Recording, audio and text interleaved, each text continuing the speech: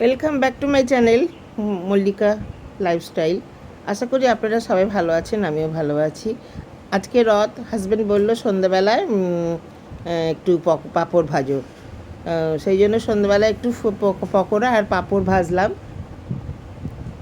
খাবে বলে। আর একটু দুধ জাল দিয়ে নিচ্ছি, কফি বানাবো এর সাথে। মেলা হচ্ছে কিন্তু যেতে ইচ্ছা করছে না, সেই জন্য হাজব্যান্ড বললো তাহলে ঘরেই পাঁপড় ভাজো, আজকে সন্ধ্যাবেলায় পাঁপড় খাই। তো এই যে আমার পাঁপড় আর পকোড়া হয়ে গেছে, কফি রেডি হয়ে গেছে। তো হাজব্যান্ডকে দিয়ে দিলাম। তো হাজব্যান্ড বললো একটু সাদা মুড়ি দাও সঙ্গে, পকোড়ার সঙ্গে একটু মুড়ি ভালো লাগবে। তো হাজব্যান্ডকে একটু সাদা মুড়ি দিয়েছিলাম, আমি মুড়ি খাইনি। এই যে আমার পকোড়া, পাঁপড় আর কফি রেডি। খাওয়া হয়ে গেলে তো রাত্রিবেলা ডিনারে হাজব্যান্ড বললো একটু অন্য কিছু করো।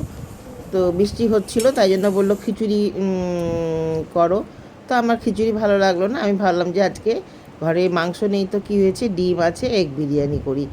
তো যেই ভাবা সেই কাজ, সঙ্গে সঙ্গে চাল, এই যে বাসমতি চাল ভিজিয়ে রেখেছি, এদিকে ডিম আলু সেদ্ধ বসিয়ে দিয়েছি, আর ওখানে পেঁয়াজ বেরেস্তাটা করে নিচ্ছি। পেঁয়াজ বেরেস্তাটা হয়ে গেলে তারপরে ডিম কষাটা করে নেবো। এই যে ডিম কষা হয়ে যাওয়ার পর ওর মধ্যে চাল দিয়ে ভাত দিয়ে দিয়েছিলাম, বিরিয়ানির সমস্ত মশলা ফসলা দিয়ে। বিরিয়ানি আমার রেডি। কেমন দেখতে হয়েছে অবশ্যই আপনারা কমেন্ট করে জানাবেন। হাজব্যান্ড তো খেয়ে বললো যে দারুণ হয়েছে খেতে, সত্যি খুব ভালো হয়েছিল, ঝরঝরা সব কিছু একদম পারফেক্ট হয়েছিল। তো আজকে সারেগামা পা হচ্ছে, তো সেটাই দেখছিলাম। তো হাজব্যান্ড বললো খেতে দিয়ে দাও, এটা ঠান্ডা হলে ভালো লাগবে না, গরম গরমই ভালো লাগবে। তো খেতে দিয়ে দাও, খেতে খেতে সারেগামা পা দেখবো। হ্যাঁ ঠিক আছে, তুমি খেতে দিয়ে স্যালাডটা কাটলাম, স্যালাড কেটে আমি এবার খাবারটা বেড়ে নিচ্ছি।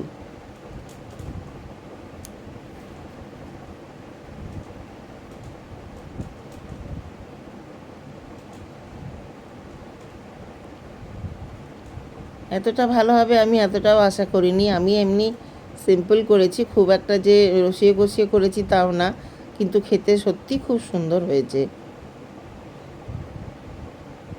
মাংসটা যে নেই এর মধ্যে বোঝাই যাচ্ছে না, খুবই ভালো হয়েছে খেতে।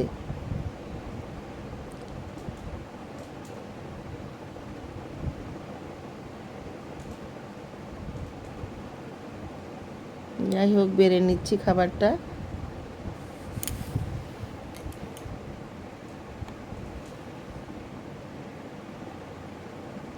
মাটন বিরিয়ানি, চিকেন বিরিয়ানি অনেকবার করেছি, এগ বিরিয়ানি অনেক আগে একবার করেছিলাম। এগ বিরিয়ানি যে হয় আমি জানিও না। মুম্বাই গিয়েছিলাম একবার বেড়াতে, একটা হোটেলে আমি এগ বিরিয়ানি খেয়েছিলাম। তখন থেকেই আমি বাড়িতে এসে দু একবার ট্রাই করেছিলাম।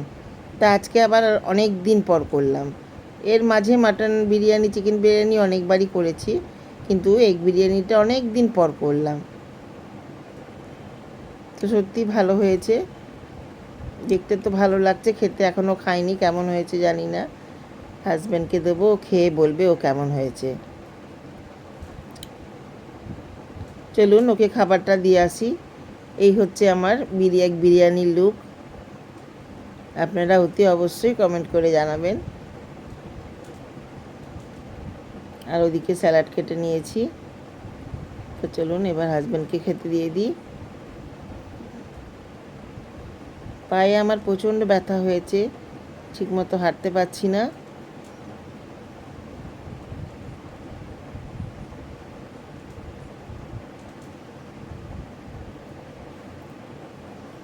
এই যে দিয়ে দিয়েছি খেতে হাজব্যান্ডকে। স্যালাডটা নিয়ে আসি।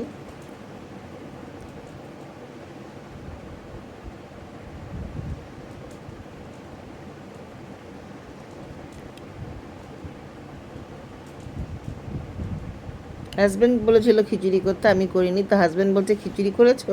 আমি বলছি হ্যাঁ, খেয়ে দেখো কেমন হয়েছে। তো তো খেয়ে খুবই সারপ্রাইজড, খুব খুশিও হয়েছিল।